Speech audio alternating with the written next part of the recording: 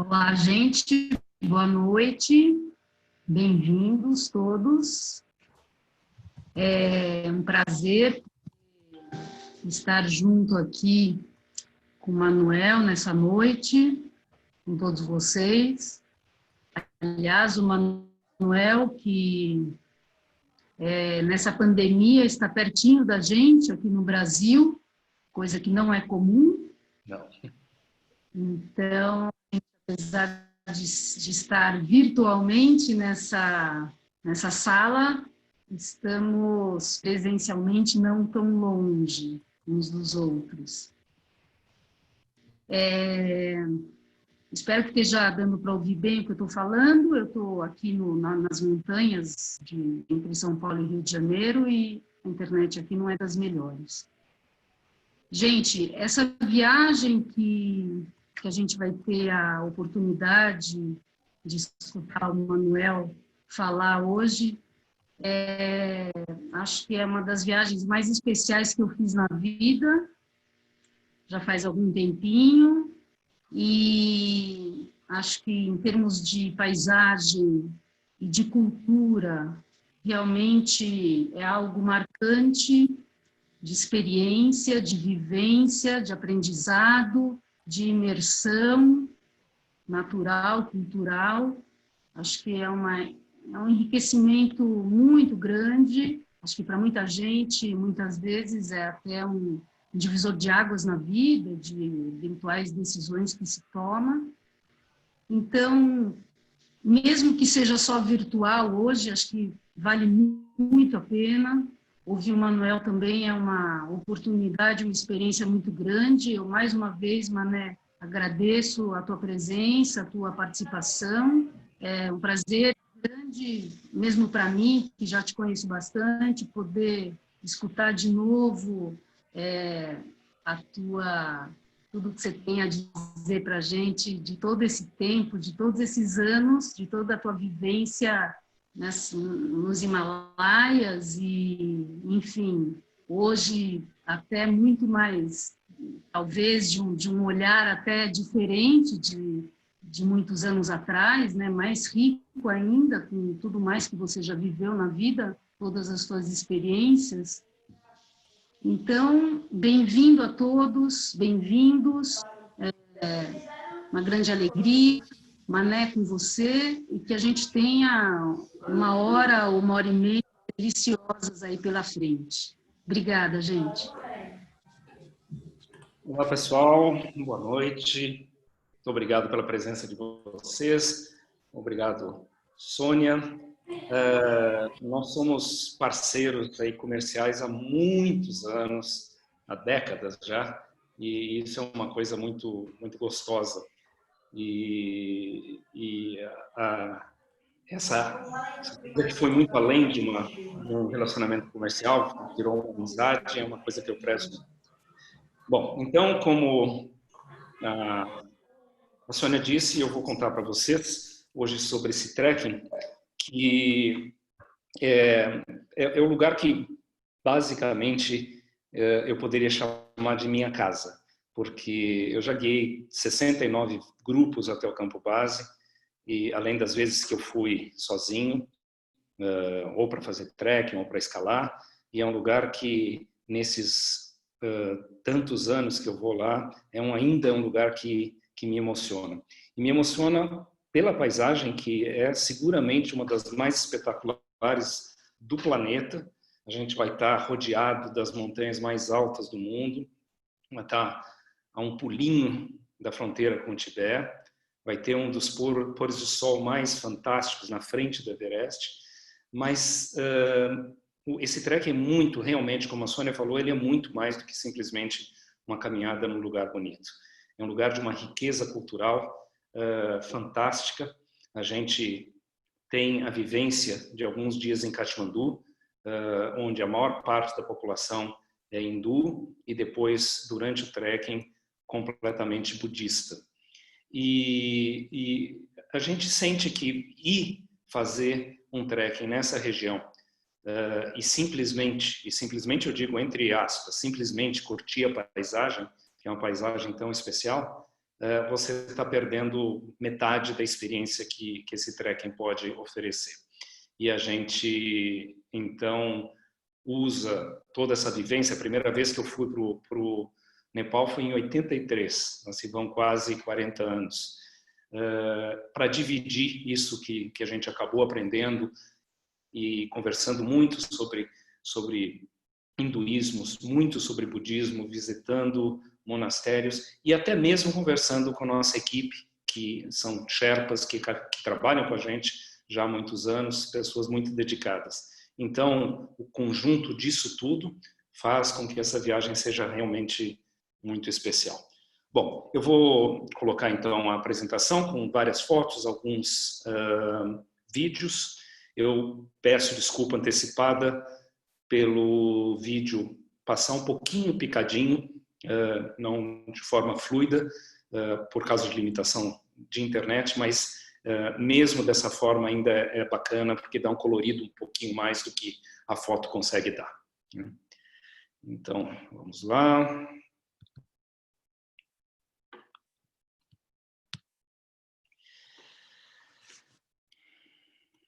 Bom, o Nepal é um pequeno país com mais ou menos 800 quilômetros de leste a oeste, 150 quilômetros de norte a sul e com duas fronteiras, com os dois gigantes da Ásia, que é a China e a Índia. E ele sofre uma influência cultural e econômica e até política bem importante das duas grandes nações que ele tem ao redor.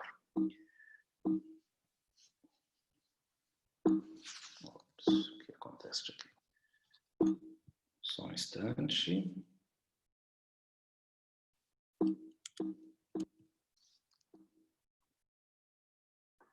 Algum probleminha aqui. Agora passou. Bom, esses dados que eu estou colocando é para mostrar uma coisa que normalmente é surpreendente para todos.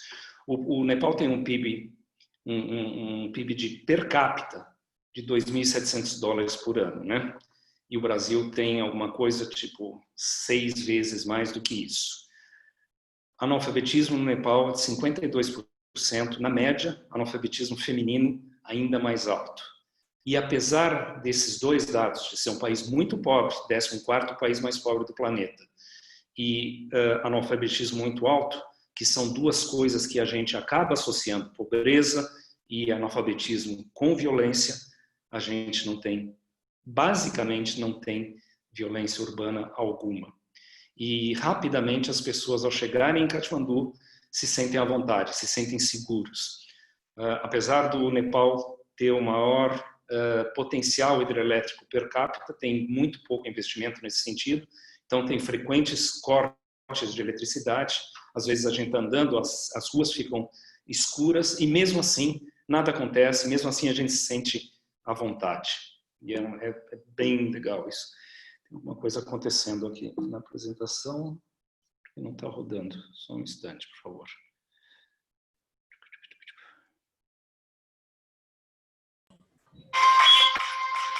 Então, esse videozinho é mais para dar uma sensação de como é Katmandu. Com todos os cheiros, barulhos, ruídos, buzinas, gente.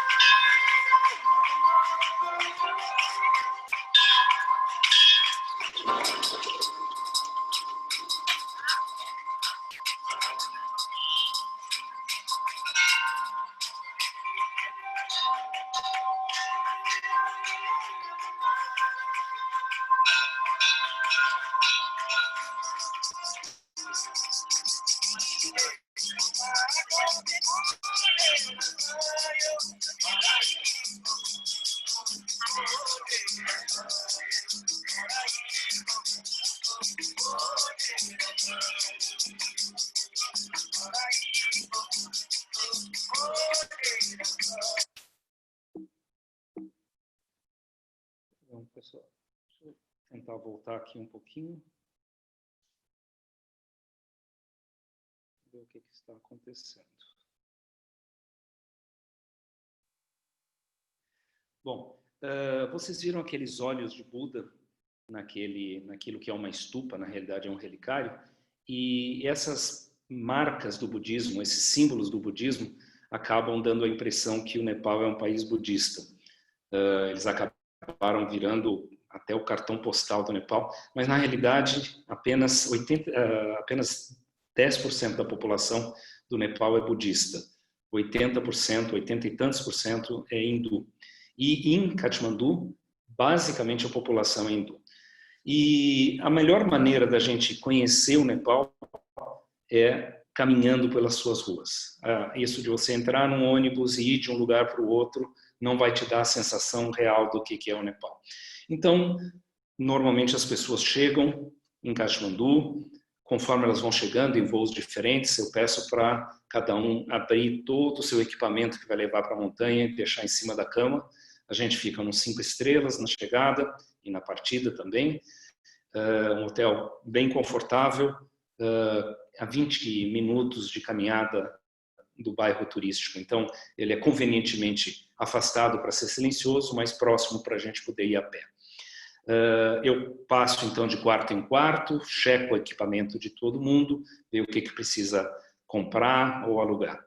No dia seguinte, a gente sai caminhando do hotel e faz um passeio pela manhã inteira pela cidade e usando essa caminhada para parar num templo hindu e conversar um pouco sobre hinduísmo, num templo budista, conversar um pouco sobre budismo, entra em alguma viela para ver a estrutura arquitetônica da cidade, como as pessoas moram, fala um pouquinho dos costumes. Então essa caminhada é uma caminhada de introdução à cultura do Nepal e daí durante a viagem a gente vai se aprofundar nessa conversa. E é caminhando então pelas ruas de Katmandu que a gente conhece um pouquinho melhor. A arquitetura tem um trabalho muito fino de escultura em madeira. Aí é uma mãe fazendo aquela massagem que acabou ficando conhecida como Shantala, mas na rua. Muitas das coisas em Katmandu acontecem na rua. O casal indo para o templo para casar, o casal de noivos, as noivas casam de vermelho lá, uma família passeando de moto pela cidade, os 4 numa moto, isso é completamente normal. Manuel, desculpa te interromper, mas eu acho que não está compartilhando a apresentação agora, parou de compartilhar. Perdão.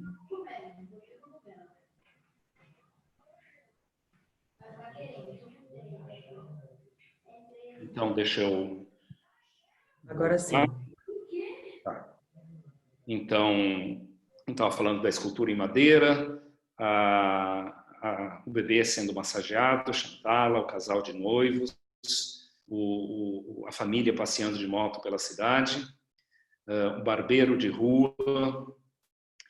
E depois, então, de 2 dias de passeios pela cidade, a gente, então, fica 3 noites na chegada e vamos, então, voar para a região do Everest, conhecida como Khumbu, no aeroporto de Lukla.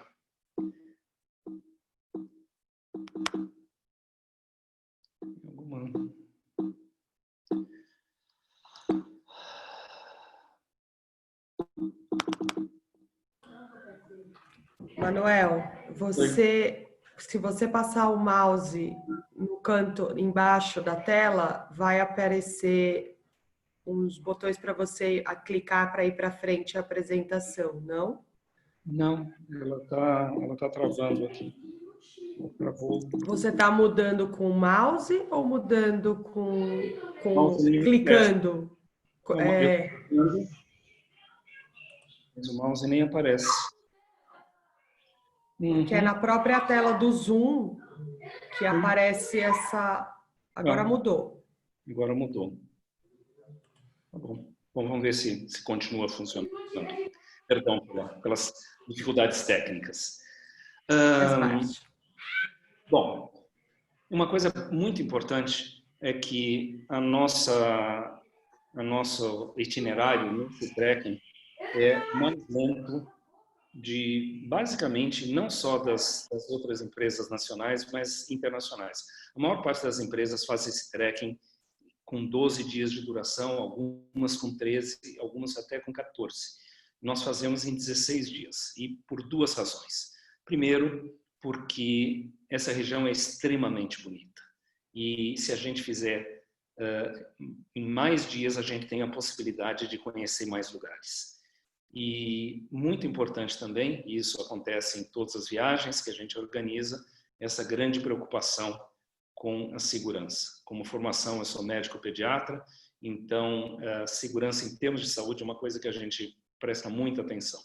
E ao fazer a viagem, ao fazer o trekking em 16 dias, a gente sobe de maneira muito mais lenta, dando oportunidade para todos se aclimatarem melhor e chegarem onde a gente vai chegar, se sentindo bem, sem muita dor de cabeça, sem estar tão cansado. Também, a outra vantagem de fazer em 16 dias é que a gente tem a possibilidade de visitar 3 vilarejos que não são normalmente visitados para quem faz esse trekking em menos tempo. Então, se vocês olharem aí no mapa, vocês vão ver o traçado vermelho, que é o traçado de subida, e o traçado azul, que é o traçado de descida. E vocês veem que a gente visita Tamo, Kundi e há um outro vilarejo que chama Portse, e esses 3 vilarejos, como não recebem tantos trekkers, ou recebem muito poucos, eles ainda mantêm o modo de vida tradicional deles. Enquanto que os vilarejos por onde passa normalmente todos os grupos, eles acabam vivendo mais do turismo. E vocês vão ver a diferença arquitetônica de um e de outro.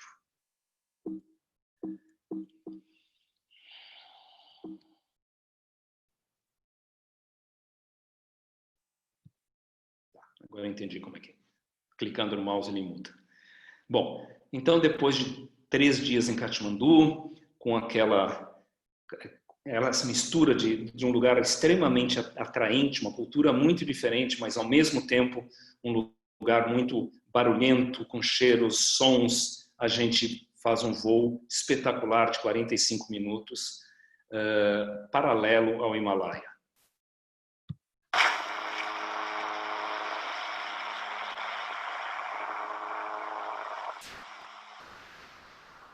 E aí a gente já começa a ver algumas das montanhas mais altas do planeta.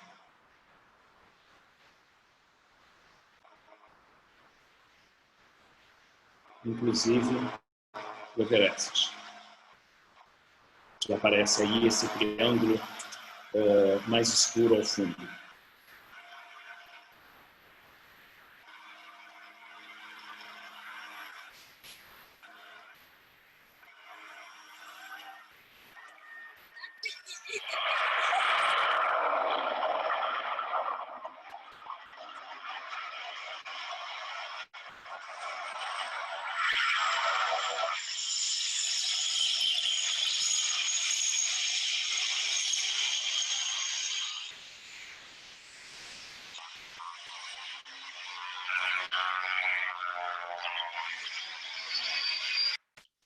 Bom, é importante eu comentar uma coisa em relação a esse voo e a esse aeroporto. Se vocês olharem na internet e colocarem no Google o aeroporto mais perigoso do mundo, com certeza vai aparecer esse, o aeroporto de Lukla. E eu discordo completamente dessa afirmação. Esse aeroporto foi construído pelo Hillary, que foi junto com Tenzin Norgay, os 2 primeiros homens a subir o Everest, e ele dedicou o resto da sua vida, o Hillary dedicou o resto da sua vida em ajudar essa região do Nepal.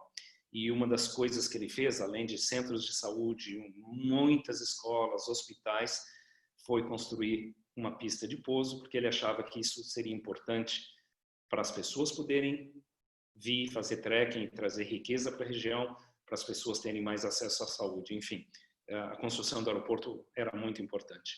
E esse aeroporto foi construído em 75, ou seja, há 45 anos atrás. Nos últimos muitos anos, a gente tem ao redor de 20 voos por dia. E apesar disso tudo, apesar desse movimento, desse número de voos, a gente tem, na história do aeroporto, 2 acidentes com vítimas. Então, de forma alguma, é o aeroporto mais perigoso do mundo. Eu não acho ele perigoso de forma decididamente não perigoso.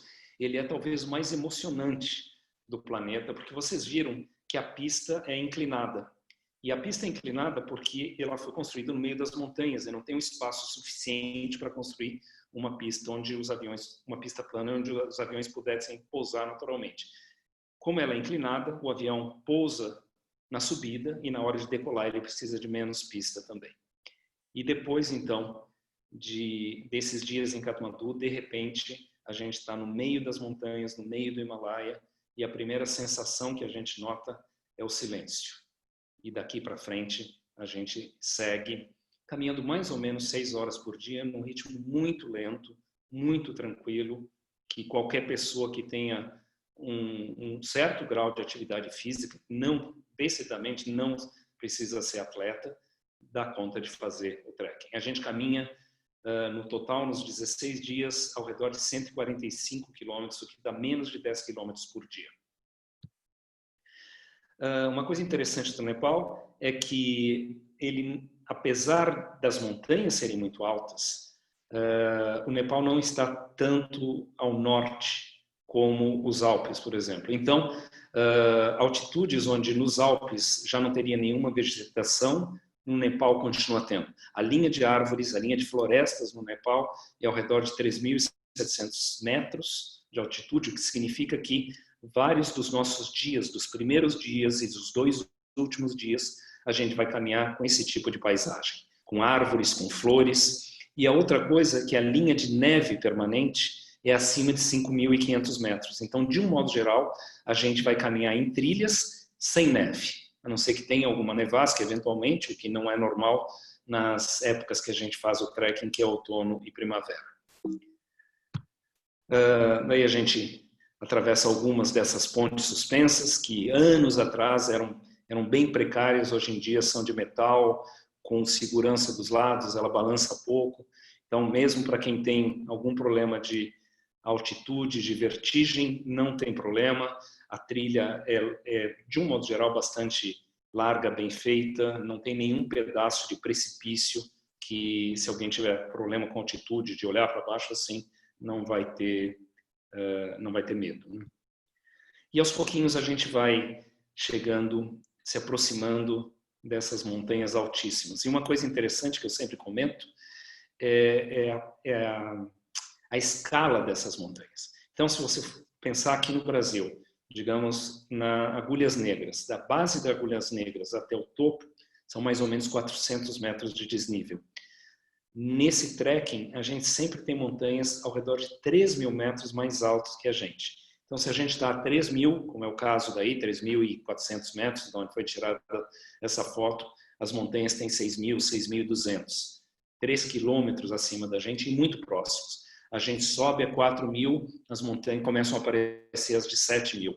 A gente está no pedaço mais alto do trekking, a 5.000 metros, e as montanhas têm 8.000 ao redor. Então, é uma escala que não existe em nenhum outro lugar do mundo, né? No segundo dia, a gente vê o Everest pela primeira vez. A gente viu por alguns segundos durante o voo, mas no segundo dia de trekking, ele aparece e esse triângulo que a gente vê ao fundo. E é sempre um momento de bastante emoção, né? E daí a gente chega em Nanti Bazar. Esse nome Bazar era porque esse lugar era um entreposto de comércio entre as caravanas que traziam sal do Tibete para trocar por grãos. Existem alguns vilarejos que tinham essa função e Nanti acabou virando como se fosse a capital do Khumbu, a capital dessa região. E hoje é um vilarejo razoavelmente grande. Todos esses prédios que vocês veem são lodges ou abrigos de montanha. Na realidade, a gente acaba usando essa palavra em inglês, lodge, porque abrigo de montanha não mostra o que eles são, porque eles são bem mais confortáveis do que um abrigo de montanha. Se a gente fala em pousada, a gente tem aquela imagem da pousada de Monte Verde ou de Campos Jordão, também não é isso. Então, alguma coisa entre esses dois conceitos e a gente acaba chamando de lodge mesmo.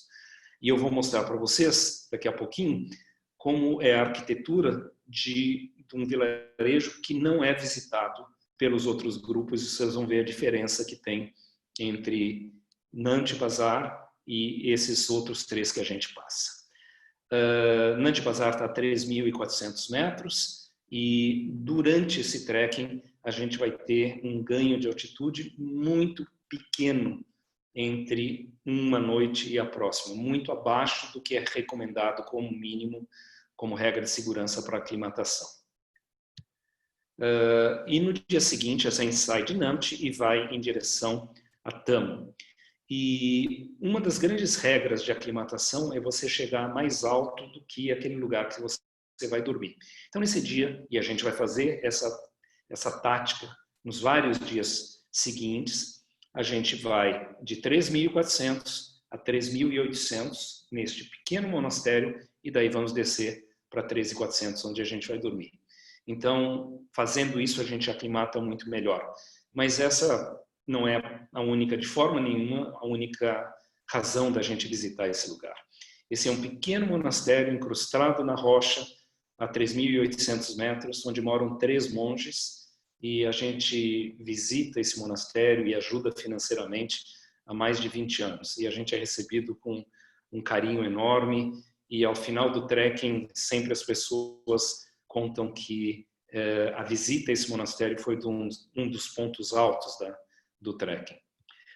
Para quem estiver interessado, a gente faz uma pequena sessão de meditação budista para as pessoas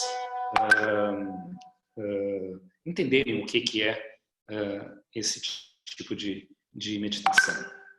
Só um instante.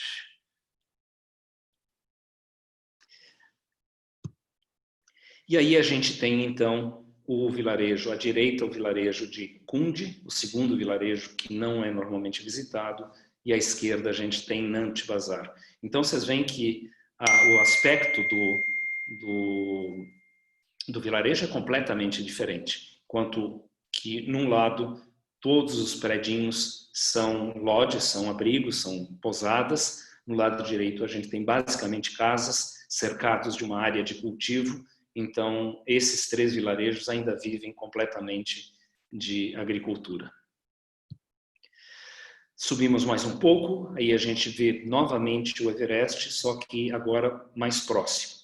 Então, essa crista horizontal que a gente vê na parte esquerda da foto é o Nuptse, uma montanha com 7.900 metros. A montanha à direita na foto, perto do Pinheiro, é o Lhotse, a 4ª montanha mais alta do planeta, com quase 8.500 metros. E aquele pequeno triângulo atrás da crista é o Everest.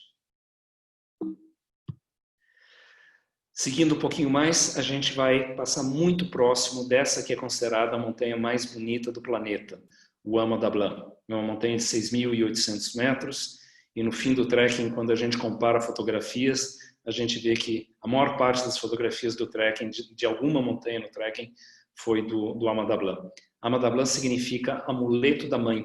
E esse enorme bloco de gelo que a gente vê próximo ao cume, eles comparam como se fosse um amuleto que as Sherpanis, que as mulheres dessa região usam. E daí que vem o nome. Para os budistas tibetanos, as montanhas são a morada dos deuses. Então, nenhum Sherpa, que é o nome que se dá a essa etnia que mora nessa região, o nome Sherpa significa Sher é leste e Pa é povo. Então, o povo do leste do Tibete que migrou para essa região 500 anos atrás, ao redor de 500 anos. Então, para os Sherpas, as montanhas são a morada dos deuses. Então, eles, antes de entrar na morada dos deuses, eles passam por um lama para pedir permissão para entrar na morada dos deuses e também para serem abençoados. E a gente segue essa tradição cultural e visita um segundo monastério para esse ritual que é sempre bem bonito. Seguindo mais adiante, aí a gente já está no 8º dia de trekking e a paisagem mudou drasticamente. Então a gente já subiu acima daquela linha de florestas que eu citei agora há pouco. A gente já está nessa foto ao redor de 4.800 metros. Esse o que parece um rio cinza claro, na realidade é a geleira, é o glaciar que desce do Everest.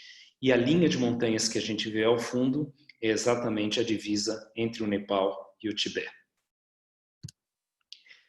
E aí a gente está no ponto mais alto da noite, o lodge mais alto, um lugar que chama Gorakshep, a 5.150 metros, e aí a gente vai passar 2 noites. Então a gente vem do lugar que a gente dormiu a noite anterior pela manhã, chega ao redor do horário do almoço, descansa 3 horas, e daí sobe por essa trilha que a gente vê nessa primeira montanha amarronzada, a gente vê 2 trilhas paralelas, a gente sobe por uma dessas e vai chegar no ponto mais alto do trekking, que chama Kalapatar. Kalapatar significa rocha negra. A montanha atrás, com neve, com gelo, é o Pulmoria, uma montanha de 7.200 metros. Então a gente sai mais ou menos às 3 da tarde, sobe por 2 horas e meia, são 400 metros de desnível de onde a gente está, para onde a gente vai parar para assistir o pôr do sol. E o espetáculo que a gente assiste aí é uma coisa emocionante, todo mundo chora de emoção de estar num lugar tão especial, do pôr do sol ter ser tão especial, e chora também da emoção de ter chegado no que é realmente o objetivo do trekking, que é esse ponto. E aí a gente tem um vídeo para mostrar um pouquinho o que acontece nesse lugar ao redor de 5h30 da tarde.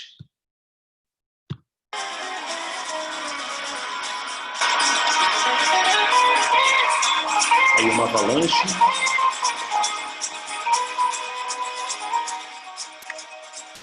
É muita sorte. Hoje a gente chegou em Gorakshep, o tempo todo coberto, e é aquela aflição, será que vai ter pôr do sol, será que não vai ter? A gente subiu assim mesmo e tá abrindo cada vez mais, tá super bonito, grupo inteiro aqui. E esse é o meu 55º grupo aqui no Kalapatar.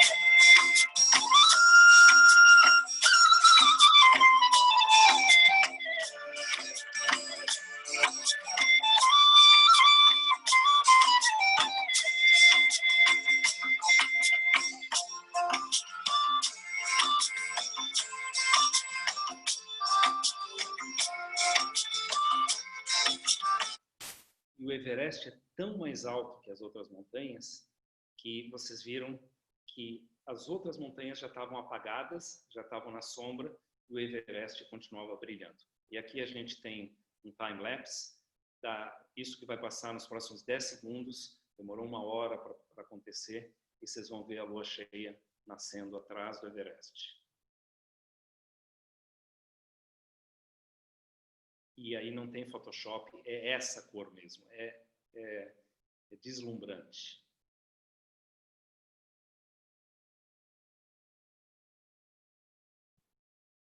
Bom, no dia seguinte, então, voltamos a dormir a 5.150, dormimos essa noite, e no dia seguinte a gente vai fazer uma caminhada de 2 horas e meia, mais ou menos, até o campo base. E o campo base é aquele lugar que os escaladores, que chegam mais ou menos em abril, vão usar como base para subir a montanha. Esse tipo de montanha você tem que fazer vários processos, ciclos de aclimatação. Você vai até o campo 1, volta, recupera, vai até o campo 1, campo 2, volta para o campo base e recupera. Por isso que é chamado de campo base. E aí a gente tem uma vista bem próxima disso que é chamado da cascata de gelo, ou Khumbu Icefall, que é um pedaço do glaciar que muda bruscamente de inclinação e ele se esfacela nesses imensos blocos de gelo. E é pelo meio desses blocos de gelo que vai ser o caminho para ir do campo base para o campo 1, para quem escala o Everest. É um dos lugares mais perigosos da escalada. e aí a gente aproveita e vai até o gelo, vai até essas colinas de gelo que chamam penitentes para brincar um pouco no gelo, fica todo mundo um pouco criança. Bom, o Everest, isso é uma surpresa para a maior parte das pessoas, na realidade, ele, em média, tem 2 dias por ano que você pode chegar ao cume do Everest, normalmente na segunda quinzena de maio. Então as expedições começam a chegar no campo base no começo de abril para fazer o cume mais ou menos no dia 20 e poucos de maio. Agora, uma semana atrás foi a comemoração dos 10 anos do meu dia de cume, que foi dia 17 de maio. E como a gente oferece 2 ou 3 saídas por ano, sempre pelo menos uma no primeiro semestre e uma no segundo semestre, e no segundo semestre não tem nada no campo base do Everest, porque ele é só escalado em abril, maio, a gente também visita o campo base do Ama Dablam. E o Ama Dablam é escalado no outro período, em outubro, novembro. Então, independente da época que você vá fazer o trekking, você vai ver um campo base em atividade, vai ver as barracas dos escaladores e até, eventualmente, os escaladores chegando na parte final do Ama Dablam. E aí uma visão um pouco mais próxima. Hoje em dia é uma montanha também bastante popular, ao redor de 300, 350 escaladores por ano tentam o Ama Dablam, que é uma montanha que, apesar de não ser muito alta, é muito técnica. E daí, depois então de 15 dias de trekking, a gente volta para Katmandu.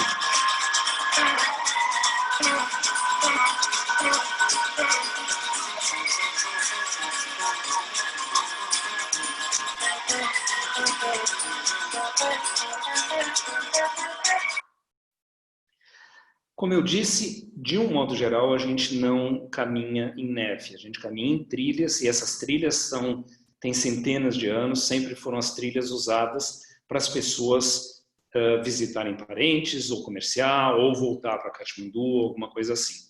Mas, eventualmente, mesmo nas boas épocas de trekking, que são março, abril, metade de maio, outubro, novembro, metade de dezembro, eventualmente tem um dia de nevasca e normalmente nesses meses é um dia só de mau tempo, no dia seguinte já está céu azul, e para nós brasileiros que não estamos tão acostumados com neve, é sempre uma coisa até bacana quando durante o trekking tem uma nevasca e tem a oportunidade de caminhar na neve, mas normalmente é uma coisa muito rápida, muito passageira.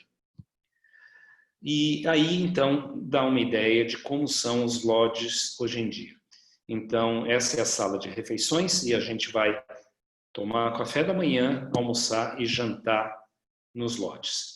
O café da manhã e o jantar são à la carte e o almoço, normalmente, eu peço a mesma comida para todo mundo para não demorar tanto na parada do almoço.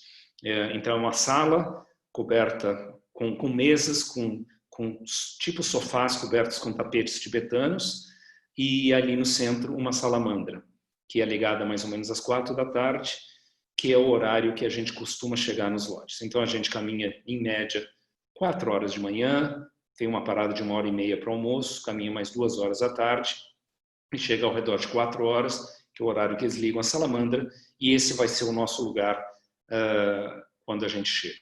Para escrever, para internetar, porque a enorme parte dos lodges hoje em dia tem Wi-Fi, para bater papo, para jogar carta. E daí a gente janta, e daí ao redor de 9 da noite, 8h30, 9, a gente vai para o quarto. Os quartos não são aquecidos, mas daí a gente está dentro do sleeping bag, do saco de dormir. Esse é um outro lodge. E daí a gente tem um mimo que é muito bacana. Em todas as noites, a partir de 4.000 metros, a gente coloca uma bolsa de água quente dentro do saco de dormir de todo mundo, de modo que a hora que você entra no saco de dormir, ele já está quentinho, e essa bolsa de água quente acaba ficando quentinha até umas 3, 4 da manhã. Os quartos, de um modo geral, são assim, são razoavelmente simples, tem 2 camas, tem um travesseiro, e aí você coloca o teu saco de dormir, e as janelas normalmente têm uma visão das montanhas super bonita. Quando a gente começou a ir para o Nepal, os banheiros eram do lado de fora dos lodges, os lodges eram extremamente simples e os banheiros eram um buraco no chão do lado de fora. E a coisa foi mudando, mudando, mudando, e hoje a maior parte dos lodges tem banheiro ocidental dentro do lodge.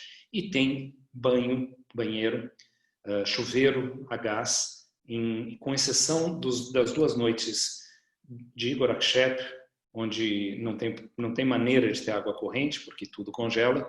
Com exceção dessas 2 noites, todas as outras noites durante o trekking tem a possibilidade de tomar banho quente. Nós trabalhamos com a mesma equipe há muitos anos, e essas pessoas, os Sherpas que trabalham, bom, os Sherpas em geral, os nepaleses em geral, mas mais especificamente a nossa equipe que trabalha com a gente há tanto tempo, são pessoas incríveis, extremamente experientes, extremamente competentes e que tratam a gente com um carinho ímpar. E, como eu disse, um grande cuidado que a gente tem é com a segurança em termos de saúde, e ao fazer esse trekking em 16 dias, a gente tem um risco muito pequeno de alguém ter problema de altitude. Apesar disso, eu levo uma mochila de primeiros socorros enorme, com absolutamente tudo que vocês possam imaginar. A gente leva oxigênio e leva isso daí que chama Camel Bag. O Camel Bag é um cilindro de borracha com um zíper que é impermeável ao ar e uma bomba de pé. E se a pessoa tem um quadro grave de altitude, você coloca a pessoa aí dentro dessa câmara e ali dentro corresponde a uma altitude de 2.000 metros abaixo da altitude que você está. Então, se você está em Gorakshep a 5.150 metros, dentro do Camel Bag, vai estar alguma coisa ao redor de 3.000 metros. Então, a gente vai muito bem equipado para lidar com qualquer situação de saúde. E, bom, era isso que eu queria contar para vocês. A gente, então, agora vai conversar, bater um papo, para vocês contarem o que vocês gostaram e as perguntas, as dúvidas que vocês têm. Uma vez mais, agradeço a Freeway pelo convite e vamos conversar agora, então. Obrigada a você, Manuel.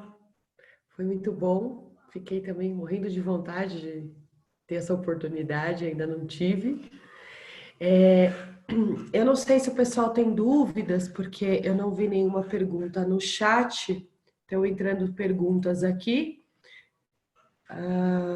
Vamos lá. Primeira pergunta. Qual o percentual de clientes que apresentam mal-estar de altitude? Você tem, dá para dar uma noção?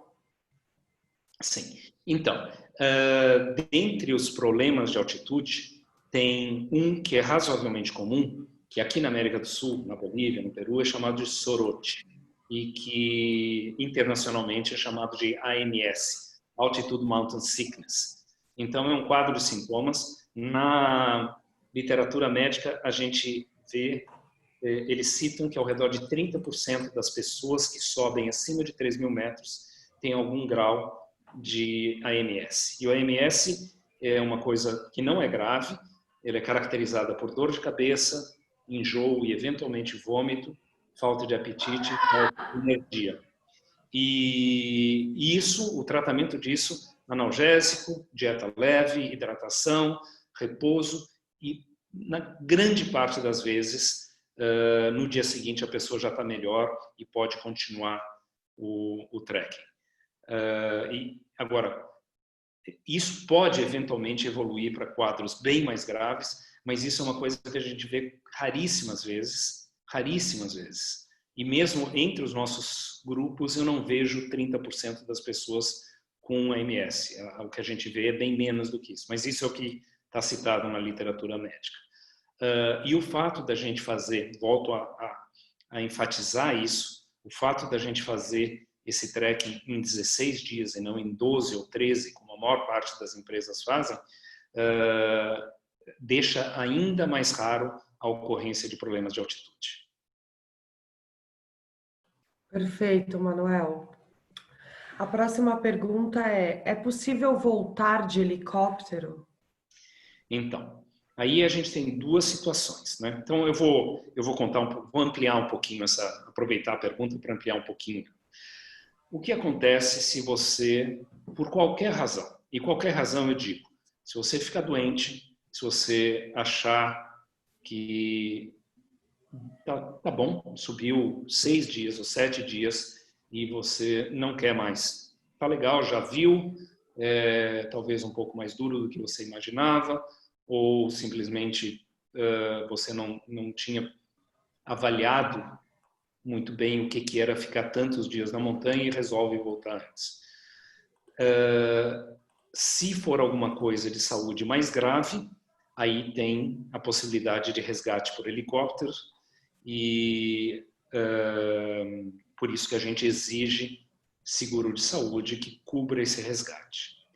Se for alguma coisa mais leve, a pessoa precisa voltar porque tem algum problema no Brasil ou porque ela decidiu parar no meio do caminho, aí a gente coloca um guia e um carregador junto com essa pessoa para ir até Lukla, organiza a volta antecipada para Katmandu e daí a pessoa espera pelo grupo em Katmandu ou se não quiser a gente tenta antecipar o voo internacional.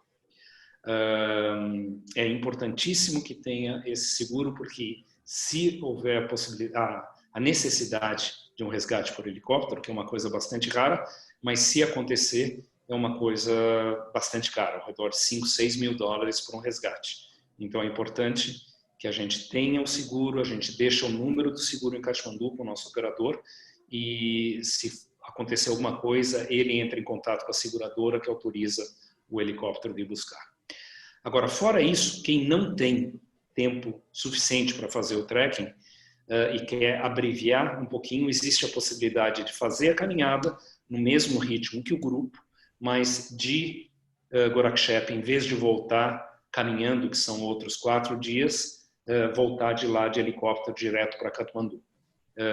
O helicóptero daquela altitude só decola com no máximo 3 pessoas e tem mais ou menos esse custo, ao redor de 5, 6 mil dólares. Mas tem algumas pessoas que têm a possibilidade econômica de fazer isso, mas não tem o tempo para fazer uma viagem de 20 dias. Então, a gente já teve gente que voltou antecipadamente por conta disso. Certo. É bom saber, né, desses detalhes, né? É interessante realmente sabermos disso. Perguntaram também sobre alimentação. Qual tipo de alimentação? Tá bom. Bom, então vamos lá. Café da manhã, como eu disse, o café da manhã e o jantar são à la carte. E no café da manhã o que tem como oferta é uns 5 tipos diferentes de chá. Então, chá de limão, chá de gengibre, chá preto, chá com leite. Tem chocolate quente, tem café com leite. Aí tem torrada, tem 2 tipos de pães locais, chapati e o que eles chamam de pão tibetano. Tem geleia, manteiga, tem granola, sucrilhos, muesli, panquecas, ovos de qualquer tipo que você queira, ovo frito, cozido, mexido, com queijo ou sem queijo. Então tem uma variedade razoavelmente grande de café da manhã. E você pode, nas nossas expedições, você pode pedir o que você quiser, na quantidade que você quiser. O almoço e o jantar vão ser variações de macarrão, batata e arroz e pizza. Então, quando eu digo variações, tem algumas maneiras de fazer macarrão, algumas maneiras de fazer arroz, algumas maneiras de fazer batata. Tem uma oferta limitada de legumes. O prato tradicional deles, que eles comem 2 vezes por dia, todos os dias da vida, chama Dalbat Tarkari, que é arroz, lentilha e legumes. A gente não tem salada e a gente recomenda fortemente que não se coma carne lá por questão de higiene. A carne que é servida lá em cima vem da parte baixa, nas costas de carregadores, sem refrigeração, então não é uma coisa segura. Em termos de proteína, então, a gente tem ovo, e a maior parte das pessoas acaba comendo ovo de manhã, todas as manhãs, e tem atum em lata. Então, daí que eu disse essas variações, macarrão com atum, o arroz com atum, ou batata com atum, e pizza de atum, enfim. É isso, então. Legal, bastante opção aí, né? Para aquecer nosso corpo, né? Bastante carboidrato, que é bom. Vamos lá, tem mais pergunta. Muita gente falando maravilhoso, que adoraria fazer esse trekking. Perguntam se tem a opção, se tem alguma opção que vai até o topo do Everest. Bom, sim, tem. Agora, o Everest é a montanha mais alta do planeta. É recomendada, com certeza, para alpinistas que já têm uma longa trajetória. Embora não seja o que a gente vê às vezes, né? Às vezes a gente vê pessoas que não deveriam estar lá, de forma alguma é a regra. A maior parte dos alpinistas que estão, dos montanhistas que estão escalando o Everest, são pessoas com um bom grau de experiência. Uma expedição ao Everest demora alguma coisa ao redor de 70 dias, de Katmandu a Katmandu, e tem um custo médio de $60 mil. Então, tem esses obstáculos para quem quiser subir o Everest. Precisa ter uma disponibilidade financeira razoável, tem equipamento especializado, tem os $60 mil da expedição, 60, 65 mil dólares, e tem que ter disponibilidade para esse longo período que dura a expedição. Então, e além disso, disponibilidade em termos de tempo e financeira para todas as montanhas que vêm antes de você chegar a ter condições para subir o Everest. Uhum. Sim, super importante reforçar isso, né? A próxima pergunta é: quantos dias ficamos no campo base? Na realidade, a gente não fica no campo base e, por lei, não podemos ficar no campo base. Para você passar a noite no campo base, você teria que ter pago a permissão de escalada para uma das 3 montanhas que estão lá, que usam o mesmo campo base, que é o Lhotse, o Nuptse e o Everest. A permissão de escalada do Everest é $11 mil. Do Lhotse, alguma coisa ao redor de $5 mil. Do Nuptse, talvez $4 mil.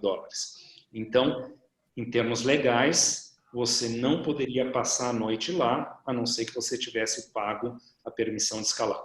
Então, a gente fica 2 noites em Gorakchep, que está a 2 horas e meia de caminhada do campo base. Então, como eu disse, a gente chega em Gorakchep, descansa algumas horas, sobe no Kalapatar para ver o pôr do sol, desce, dorme em Gorakchep. Na manhã seguinte, a gente vai até o campo base, passa 2 horas, 2 horas e meia no campo base, caminha de volta para Gorakchep, dorme uma segunda noite em Gorakchep e daí começa a descida. Perfeito. Qual o grau de dificuldade do trekking e qual a idade média dos participantes? Idade média, dificuldade é uma coisa bastante complicada da gente caracterizar, porque é uma coisa extremamente subjetiva, né? E tem muitos fatores que influenciam para a gente dizer o grau de dificuldade. Então, vamos dividir por partes. É um trekking longo, 16 dias, é um trekking alto, a gente chega a 5.600 metros, e é um trekking frio, onde a gente chega nesse dia que a gente está lá em cima vendo o pôr do sol, com mais ou menos menos 8 graus de temperatura. Chega a fazer mais frio do que isso durante a noite, mas durante a noite a gente está no lodge, dentro dos nossos sacos de dormir com a nossa bolsa de água quente. O fato de ficar em lodge e não em barraca é um facilitador nessa equação para definir o grau de dificuldade. Mas, em termos gerais, a viagem é desenhada para pessoas que que moram em cidade grande, que tem 2, 3 horas por semana para treinar, para fazer academia, e é para essas pessoas que são ativas, que não são sedentárias, mas que também não são atletas. É para essas pessoas que a viagem está preparada e desenhada. A idade média dos nossos clientes é alguma coisa entre 45 a 60 anos. 2 anos atrás, a gente teve uma senhora de 78 anos que fez o trekking inteiro, com um astral, com um sorriso no rosto. Ela virou a nossa heroína. E a gente já teve meninos de 14 anos. Então, a gente define como idade mínima 13 anos, porque se sabe que crianças têm um grau maior, um potencial maior de problema de altitude, e esse trekking é um dos trekkings mais altos do planeta, mas a gente não define idade máxima. Então, o que a gente fala é tentar explicar com muito detalhe, e se vocês entrarem no site da Freeway, vocês vão ver que no site tem muita informação a respeito desse trekking, tem a quilometragem diária, tem a altimetria diária, quanto a gente sobe, quanto a gente desce a cada dia, explicando cada dia como ele funciona. Mas, de um modo geral, qualquer pessoa que seja ativa faz o trekking. Legal. Falando em altitude, altimetria, qual a altitude máxima que atinge neste trekking, Manuel? A noite máxima vai ser 5.150 metros e a altitude máxima, na realidade, é 5.555, que é no Kalapatar, e é onde a gente fica 2 horas e daí desce. Agora, é um trekking que tem boa parte dele em altitude, ou seja, acima de 4.000 metros. Ok. Perguntam também se há previsão ainda para 2020, algum grupo, como que tá isso aí? Essa é uma constante de todas as lives, né? Vocês também, nas outras lives, apareça essa pergunta. E ela não é respondível, né? Agora. A gente tem um trekking para 1º de novembro, que eu tenho muita esperança que aconteça, mas a gente não sabe, né? Na realidade, eu estava em Istambul, agora dia 13 de março, eu estava em Istambul com a mala dentro do avião, voando para Katmandu, com o grupo voando no dia seguinte, quando chegou a notícia de que o Nepal tinha fechado suas fronteiras e feito um lockdown completo, que eles estão até hoje. Eles tiveram muito poucas mortes no Nepal. E ainda está fechado e ainda está em lockdown. Então, essa do primeiro semestre foi cancelada. A gente tem já com várias pessoas inscritas, já com saída garantida para 1º de novembro e realmente torcendo para que isso aconteça. Estou morrendo de saudade do Nepal. Faz 20 anos que eu não fico um ano sem ir para lá. Vamos esperar um pouquinho, isso vai passar, né? E se não der para ser esse ano, certamente ocorrerá ano que vem, né? E eu acho que vai ser uma viagem ainda mais especial, de tão ansiosas que vão estar as pessoas por isso, né? A gente costuma ver as saídas. Hoje em dia tem mais ou menos 55.000 pessoas que fazem esse trekking por ano. E a maior parte dos guias, tipo Lonely Planet ou Rough Guide, dizem que outubro é um mês melhor em termos de clima. E modéstia à parte, eu tenho muito mais experiência nesse trekking que o escritor desses livros, desses guias. E eu posso dizer que março, abril, metade de maio, outubro, novembro, metade de dezembro são todos com um clima muito bom. Alguns anos março melhor do que abril, alguns anos abril melhor que março, mas de um modo geral muito bom. Só que como os guias recomendam outubro como sendo o mês de melhor clima, outubro acaba indo mais gente. Então a gente costuma fazer, é bacana a gente estar na montanha com menos gente, né? Então a gente costuma fazer em março, no começo da estação, e em novembro. Um pouquinho mais frio, 2 graus a menos, mas em compensação muito menos gente. Então já tem a data marcada para março do ano que vem, e tem então essa de 1º de novembro. Certo, legal. Manuel, você já falou da parte física, né? Que não pode ser uma pessoa sedentária, obviamente, né? Tem que ter uma vida ativa, né? Regular, né? De academia enfim, ter isso regular. Mesmo que uma pessoa, né, faça academia, tenha, né, super disposição e nunca tenha escalado, consegue fazer ou tem que ter um preparo em outras, talvez em outras montanhas de escalada, uma experiência? O Tá. que você diz sobre isso? Então, primeiro, não tem absolutamente nada de escalada nesse trekking. É uma caminhada. É verdade, não tem realmente. É que perguntaram aqui, mas é importante deixar isso claro, porque quando fala assim em Everest, muitas pessoas associam a escalada, né? Meio que Mas é uma liga coisa, isso, né? mas é muito diferente o trekking até o campo base e a escalada do Sim, Everest. Aí são coisas sim. completamente diferentes.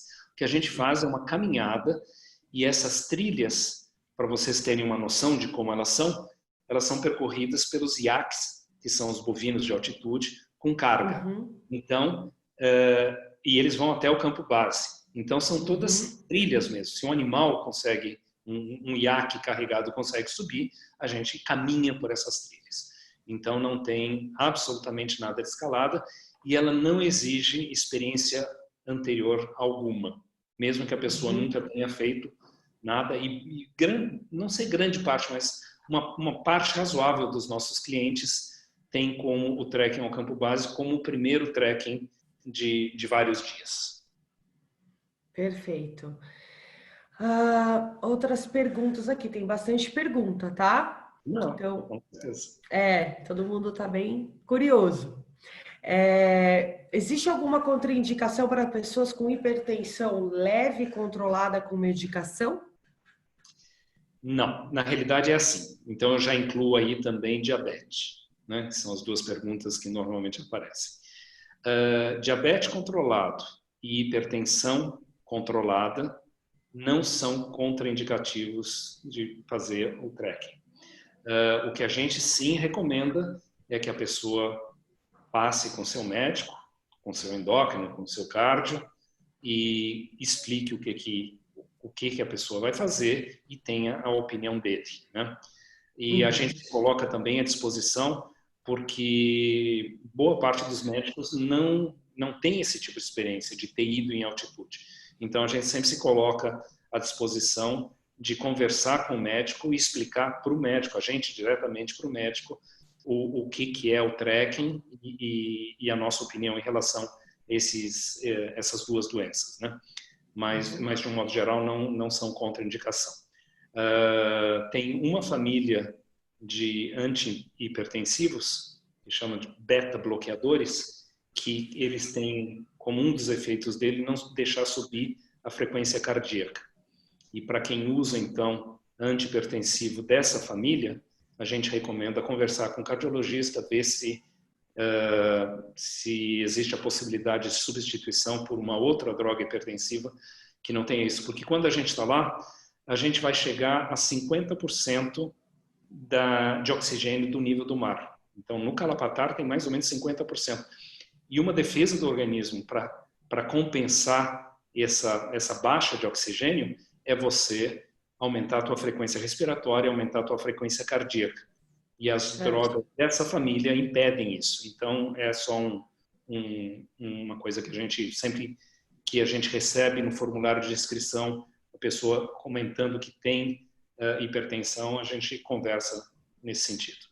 Sim, porque tem toda uma ficha, né, que a pessoa preenche com dados médicos, né, que são avaliados e tratados individualmente, né, Manuel? Justamente para conhecer cada um que está ali e as suas questões, né, médicas e nos prepararmos, né, para poder dar esse suporte.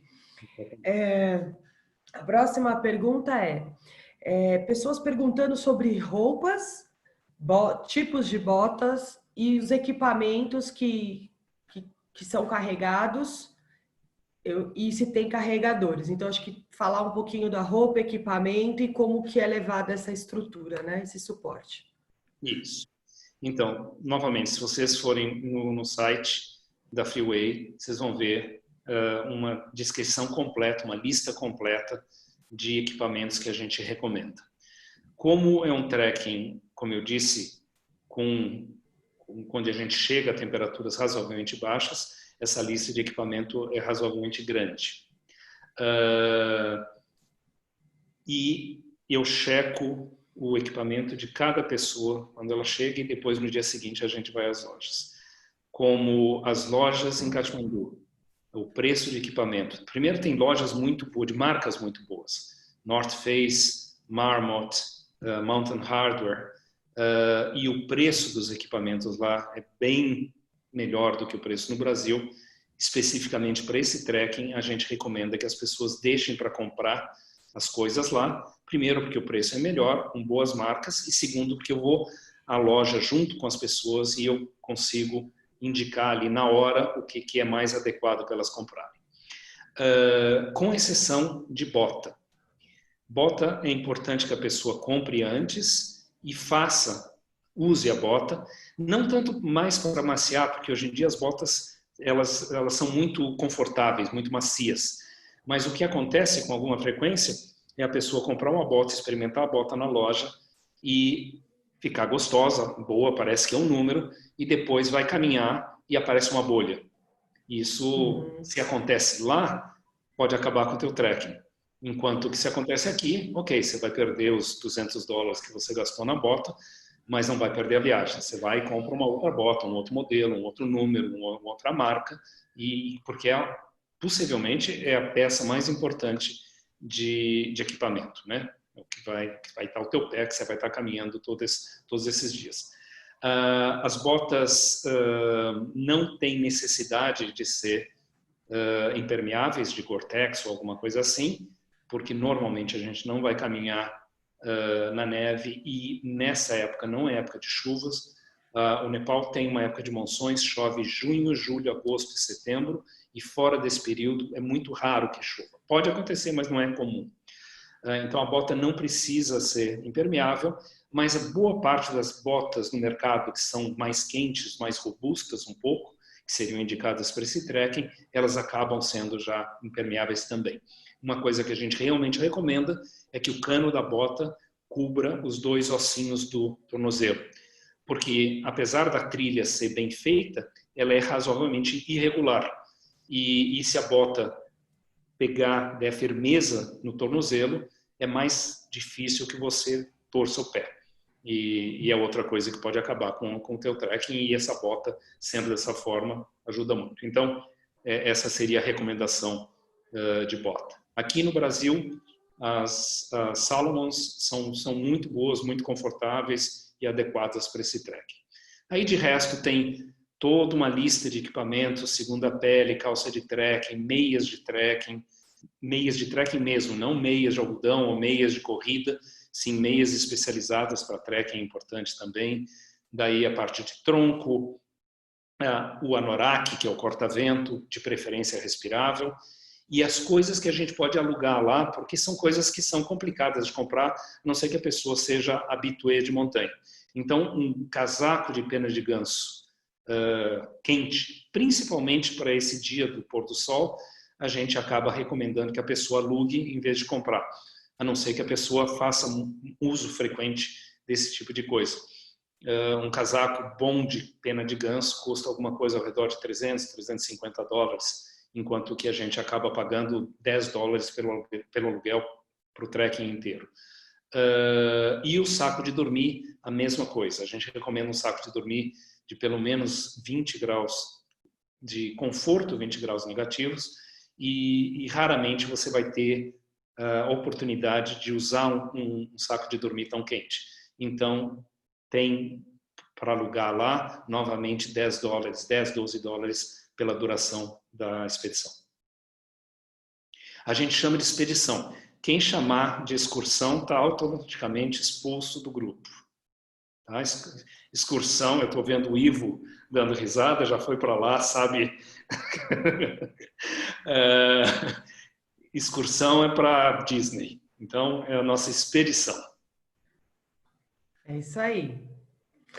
Quantas pessoas, em média, formam os grupos? Eu acho que você já respondeu essa pergunta, mas entrou de novo aqui. Eu acho que não. Não? Não, eu falei da idade média, mas não do número. Ah, sim, verdade. Em todas as nossas viagens, a gente tem, no mínimo, um guia para cada 3 clientes. O trekking ao campo base do Everest, com muita frequência, a maior parte das vezes, a gente sai com um grupo lotado, que são 20 pessoas. Mas, apesar de parecer um número grande, um grupo muito grande, quando a gente tem 20 pessoas, a gente tem 6, 7 guias. Porque uma das coisas que a gente coloca muita importância é que as pessoas descubram o seu ritmo de caminhada. A gente não gosta do grupo inteiro caminhando junto. Então eu coloco um guia na frente, coloco um guia lá atrás, os outros guias no meio, e a gente estimula que cada um caminhe no seu ritmo. E isso é o maior aprendizado que você pode fazer na montanha, na minha opinião, para conseguir fazer a montanha. É você descobrir o seu ritmo. E o ritmo de cada um é diferente. Então eu não vejo muita lógica em todo mundo andar junto. A única maneira de todo mundo andar junto seria que todo mundo andasse na velocidade do mais lento. E andar mais lento do que é o normal para você, cansa mais. Então o que a gente faz é o que eu chamo sempre de sanfona. A gente separa o grupo, cada um andando no seu ritmo, 40 minutos a gente para, junta todo o grupo, conversa, come um pouquinho, hidrata, aí abre de novo, fecha de novo. Então, de modo que todos, com o número de guias que a gente tem, sempre todos estão acompanhados por um guia. Então, a gente consegue levar 20 pessoas nesse trekking sem problema nenhum, sem comprometer a segurança. Cada vez que eu vou dar alguma informação para o grupo, eu junto todo o grupo, de modo que não é pelo fato da pessoa estar lá atrás, porque ela anda mais lento, que ela vai perder alguma coisa em termos de conteúdo. Então, quando a gente vai explicar alguma coisa, a gente para, junta todo mundo e daí conversa. E a gente vai, como eu disse no começo, a gente vai aprofundar essas conversas que a gente teve em Katmandu sobre budismo, sobre hinduísmo, sobre Nepal, muito durante a trilha. Ótimo. Quanto aos carregadores, tem carregadores, certo? Tá. Então a gente trabalha com 2 profissionais na trilha. A gente trabalha com os Sherpas, e Sherpa, como nome de etnia, é o Sherpa com S maiúsculo.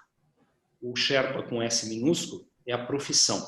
Então Sherpa, no Nepal, como profissão, ele é guia de montanha.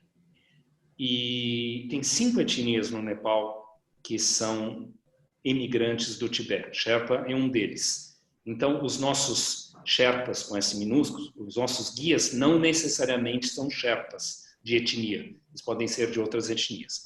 Então, a gente tem os guias de montanha, que é essa que eu falei, que é um para cada 3 clientes, e a gente tem carregadores. E é um carregador para cada 2 clientes. Ele vai levar os 2 duffels, ele leva 30 quilos, a gente dá, então, 15 quilos para a pessoa levar de equipamento com os carregadores e leva ao redor de 5 quilos na sua mochila pessoal. E nessa mochila vai ter água, vai ter filtro solar, vai ter a roupa. Toda noite eu faço um briefing do que vai ser o dia seguinte e recomendo a roupa que tem que levar na mochila para o dia seguinte. Conforme a gente vai subindo, a gente vai levando um pouquinho mais de roupa, mas essa mochila que a gente carrega não deve pesar mais do que 6 quilos. O resto todo do equipamento vai com os carregadores.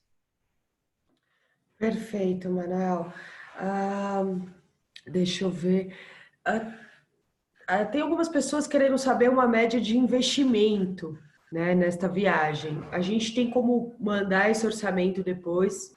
Eu não sei se você quer comentar sobre isso agora, mas a gente também pode mandar o orçamento depois para essas pessoas. Aí, eu posso comentar o preço da parte terrestre é $4.800. Daí tem a parte aérea. Eu sei que hoje em dia tudo isso está muito salgado com o dólar como está. Mas vamos torcer para que volte ao semi-normal mais acessível. Lá você vai gastar, absolutamente quase tudo, ele está incluído nesses 4.800 dólares. Então, a equipe, alimentação à vontade, tem empresas que fazem um menu fixo, que serve a mesma comida para todo mundo, café da manhã, almoço e jantar. E isso é uma coisa ruim porque é normal você ter inapetência em altitude. Então você fica um pouquinho mais seletivo naquilo que você quer comer. E a hora que te apresentam um menu pronto, talvez aquilo que te sirva não é aquilo que você está querendo comer ou aceitando mesmo, que o teu organismo está aceitando.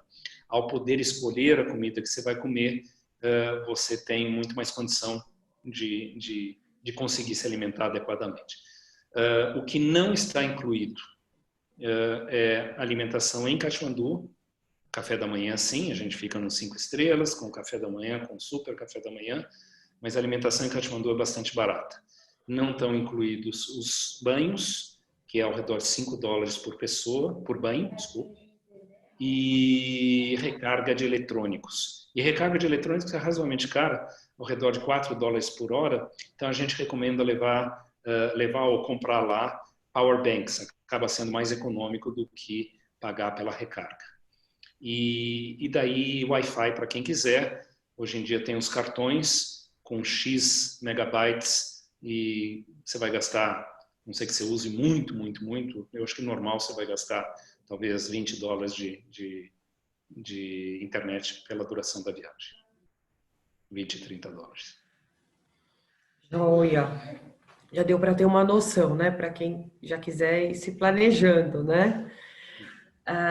Essa viagem, esses grupos, geralmente por ano, você tem quantas saídas e em quais meses? Normalmente a gente tem, bom, com certeza 2 saídas por ano, uma em março e uma em novembro, e alguns anos a gente faz uma segunda saída ou no primeiro semestre ou no segundo semestre. Mas garantido são 2 saídas por ano. E como eu disse, como esses grupos normalmente saem completos, quem já tem intenção de fazer, é legal se inscrever. Normalmente não existe multa no caso de desistência anterior a 2 meses da partida. Então quem tem interesse e acha que vai fazer, faça a sua inscrição para garantir o lugar. A outra vantagem de fazer a inscrição cedo é que conforme as pessoas vão se inscrevendo, a gente vai colocando para dividir o quarto. E então, se você se inscrever precocemente, é quase garantido que você vai ter alguém para dividir o quarto e não tenha que pagar um extra por ter ficado sem pessoa para dividir. A não ser que você queira ficar em quarto individual. Em Katmandu, durante o trekking não existe a possibilidade de quarto individual, os lodges não aceitam isso, então mesmo quem pague o single supplement, que a gente chama, né, no jargão do turismo, isso só é válido para Katmandu, não para o trekking. Perfeito, Manuel. Eu acho que a gente está no final das perguntas. Tem mais 2 aqui. Tem uma pessoa perguntando qual o menor valor de permissão caso queira dormir no campo base. E em relação aos voos, quais são as escalas, só para ter uma ideia de aéreo. A gente acaba usando bastante a Turkish, com escala em Istambul, e eu gosto muito da Turkish, principalmente por umas viagens longas como essa, porque, de um modo geral, você tem ao redor de 10 horas de escala em Istambul, e tendo mais de 8 horas de escala, eles te dão hotel 5 estrelas, te dão transfer, te dão alimentação.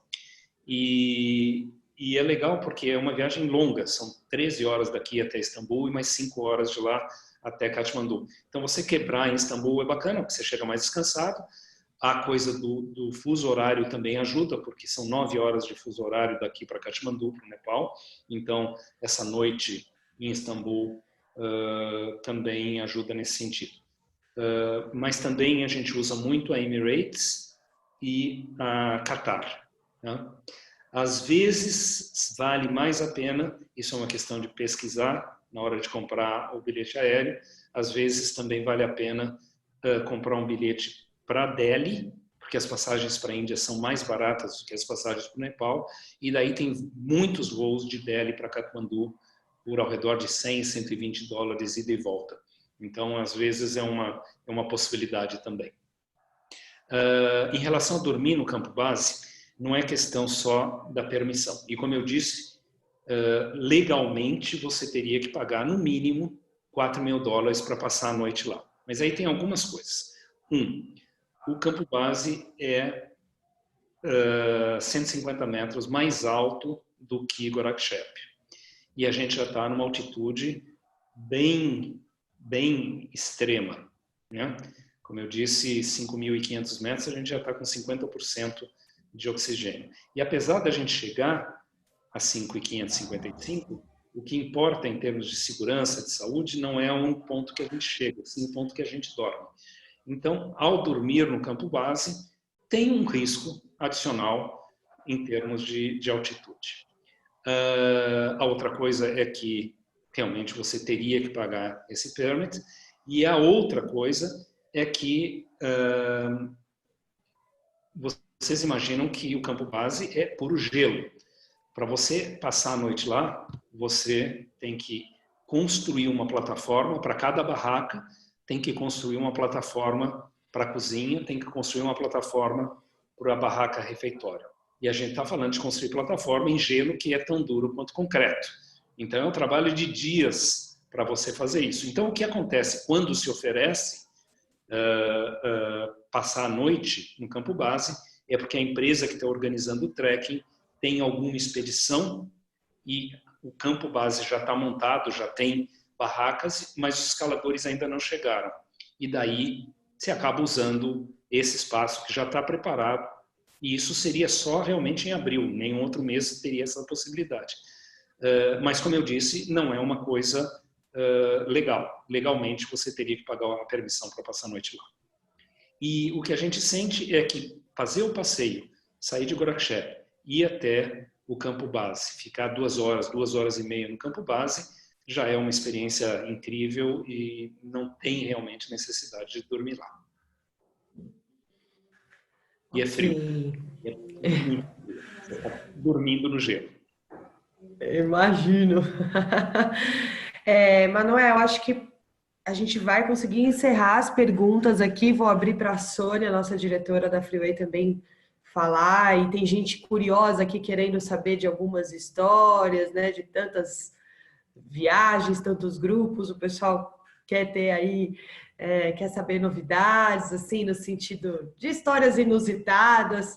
A Sônia, como também já fez essa viagem, talvez ela seja bacana ela contar um pouquinho dessa experiência dela.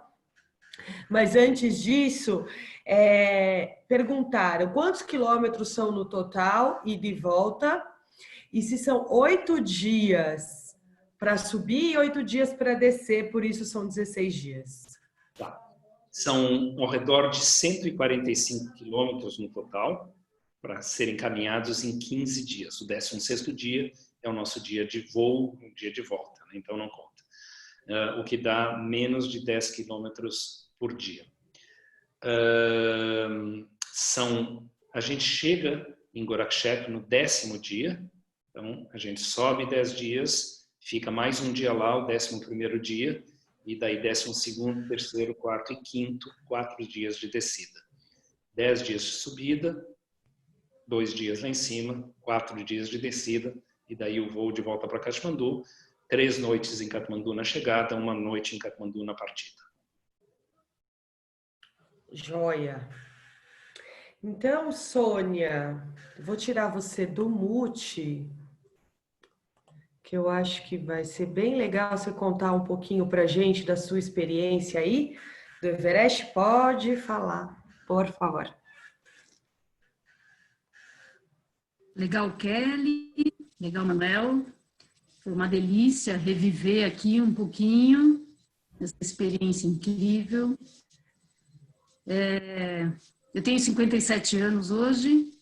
Quando eu fiz o trekking, eu tinha... Você também, Mané? Não, você mais, né? Vamos lá. Que delicadeza. Não, eu não falei que eu... Não, eu não falei que eu faço hoje, eu falei que eu tenho hoje. Ah, perdão. Eu tenho. É. Então, eu fiz esse trekking em 96, já fazem alguns anos, e eu acho que hoje eu faria tranquilamente de novo, talvez apenas fazendo uma pequena cirurgia, que eu vou precisar fazer alguma hora, do quadril, por questão de um desgaste, para não dizer uma artrose no quadril, enfim, mas pretendo, não sei, talvez eu até pudesse fazer essa caminhada, esse trekking de novo antes, eu estava aqui pensando, né, dessa cirurgia, eu acho que eu adoraria fazer novamente, é realmente, assim, emocionante essa viagem em muitos aspectos, né, Manuel? Essa relação com Sherpas, essa coisa de... A gente caminha, para a gente é um desafio, né, como cidadãos comuns. Para o Sherpa é o dia a dia dele e a única maneira dele se locomover é transitar por esse caminho, né? E a gente encontra Sherpas carregando pesos bastante consideráveis nas costas, o que nos faz perceber que como a gente tem vidas diferentes, né? E, claro, hoje em dia a gente já assiste muita coisa na internet, na televisão, muita gente já pode talvez ter visto algumas cenas de pessoas que vivem na montanha dos Himalaias, subindo e descendo algumas escadarias improvisadas para chegar mais rápido de sei lá, um mini povoado a outro, né? E o que para a gente até seria arriscado fazer, e pessoas locais fazem isso com criança nas costas, com bebezinho e tal. Então, é tudo uma questão relativa, né? De como a gente está acostumado a viver, o que é para a gente o nosso dia a dia, quer dizer, nós, os seres mortais de hoje, do mundo capitalista, estão mais acostumados a usar o cérebro do que o corpo, né? E então, para a gente, isso passa a ser um desafio. Mas é um desafio encantador por conta de todo esse envolvimento que a gente tem com as pessoas locais. Eu acho que esse trekking do Nepal, ele não é um mero trekking, ele não é simplesmente a montanha, ele não é simplesmente o Himalaia. Ele é tudo isso em meio a um povo, uma etnia que vive ali e que, ou seja, nós estamos caminhando num lugar que para nós é bastante desafiador, até às vezes cansativo, mas que para as pessoas é onde elas vivem, para as pessoas locais, para os Sherpas, para os nepaleses, né? E então, algumas músicas que eu ouvi aqui nos teus vídeos, Manuel, me remeteram, né, aquele trekking, aquela coisa tão calorosa que a gente sente junto aos Sherpas, e que a gente, né, aquelas danças, e tudo isso faz a viagem, quer dizer, muito mais do que simplesmente a gente chegar ao Kalapatar ou ao campo base do Everest, ou viver o mundo dos escaladores, né, porque é realmente a meca do qualquer escalador, o Everest, né, Manuel?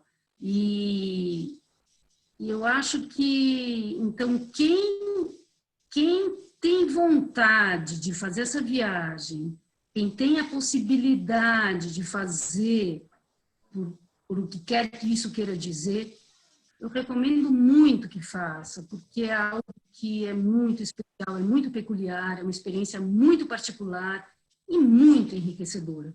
Então, para mim, foi uma alegria grande rever essa história toda que você contou. Parabéns por você ter feito 69 vezes esse trekking. Eu acho que eu te conheci quando você deve ter feito 2 vezes, não sei. E acho que incrível poder fazer isso, estar aqui essa noite. Eu quero agradecer muito a todas as pessoas que estão aqui, eu espero que todos tenham gostado muito. A Freeway está inteiramente à disposição de tirar todas as dúvidas, de poder viabilizar a viagem de vocês, de todos aqueles que queiram fazê-la. Acho que o Manuel deixou bastante claro que ele é uma das pessoas mais experientes do Brasil em poder receber a gente. E, mais uma vez, obrigada, Manuel, obrigada, Kelly, obrigada, Tiago. As perguntas podem continuar pela internet, por WhatsApp, por e-mail.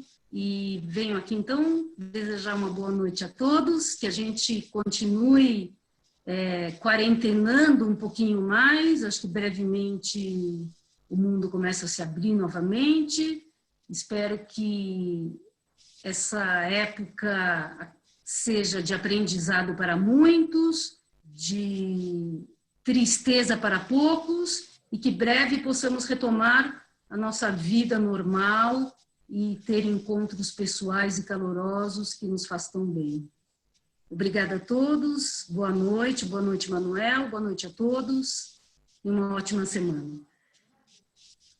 Obrigada, Manuel. Deixa um beijo aí para a turma, porque tem um monte de fãs aqui seu escrevendo que você é maravilhoso, sobre o seu livro, a sua história. Para a gente é uma grande honra realmente ser parceiro, né, há tanto tempo, né, de uma pessoa assim tão que nos inspira tanto, né, que desses desafios não é para qualquer um.